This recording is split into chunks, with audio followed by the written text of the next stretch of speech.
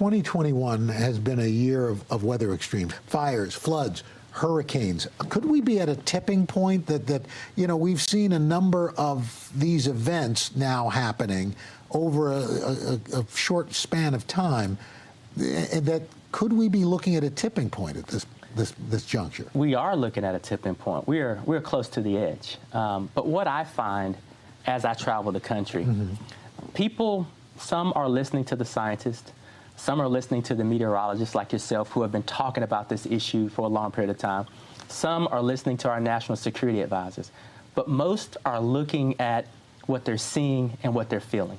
In their own communities. In their own communities. Wildfires ravaging the West, droughts, floods in the middle of the country, storms like Hurricane Ida ravaging the Gulf Coast, landing in New York and New Jersey.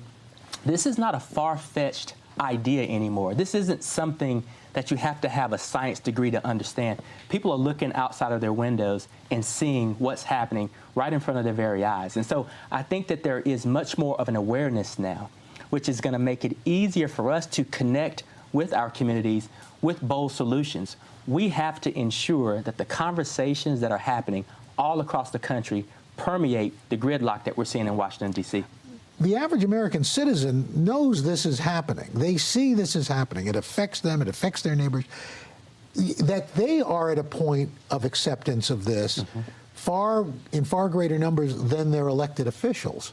Do you think that they need to help their elected officials come along board? They're absolutely going to have to apply pressure to those who represent them so that those who represent them are actually representing their best interests. We know we have an aging infrastructure. We know that we need to repair our water infrastructure just to get the basics around good quality drinking water. Some of that is because the infrastructure is aging. Some of that is because it's been pounded by extreme weather. And so people are really seeing it at the very basic level. And I think that they will have to apply more pressure to their elected officials so that we can get the investments that we need. Again, this is about an opportunity to put regular people to work repairing a failing infrastructure, making it more resilient to climate change while earning a good paycheck. This is common sense, and these are the types of investments we need to see all across the country. As you look at what's on your desk, as you move through 2021 and look ahead towards 2022, what do you have coming up that you're really excited about? You know, I'm excited about our climate change agenda. We announced a rule that phases down hydrofluorocarbons, many times more potent than carbon dioxide. We're going to reduce HFCs by 85% over the next 15 years. We proposed a rule to look at tailpipe emissions, which will usher our auto industry closer to, electric vehicles. We're going to propose a rule in the coming weeks that looks at reducing methane from our oil and gas sector. And we're going to round that out by looking at reducing pollution from our power plants. All of these, in a cumulative fashion, will put us on the right trajectory to be successful in reducing these climate pollutants. But I'm really excited about doing that along with our traditional mission of protecting people from air quality pollutants as well as water quality pollutants, and doing it through the lens of environmental justice and equity. This is an opportunity right now for EPA to use this as a rising tide for all communities, and the moment is now.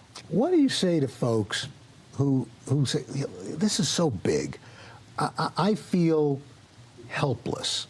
What hope do you give them? You know, within this crisis, there are significant opportunities. I mean, this is not a problem that's too big for this country or the world. We just have to roll up our sleeves and get to work. So what I would say in an optimistic fashion is if we can all row in the same direction, here's a significant opportunity to reduce pollution, make the quality of life better for everyone, and have good paying jobs associated with this transition.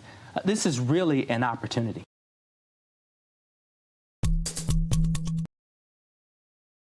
Thanks for watching our YouTube channel. Follow today's top stories and breaking news by downloading the NBC News app.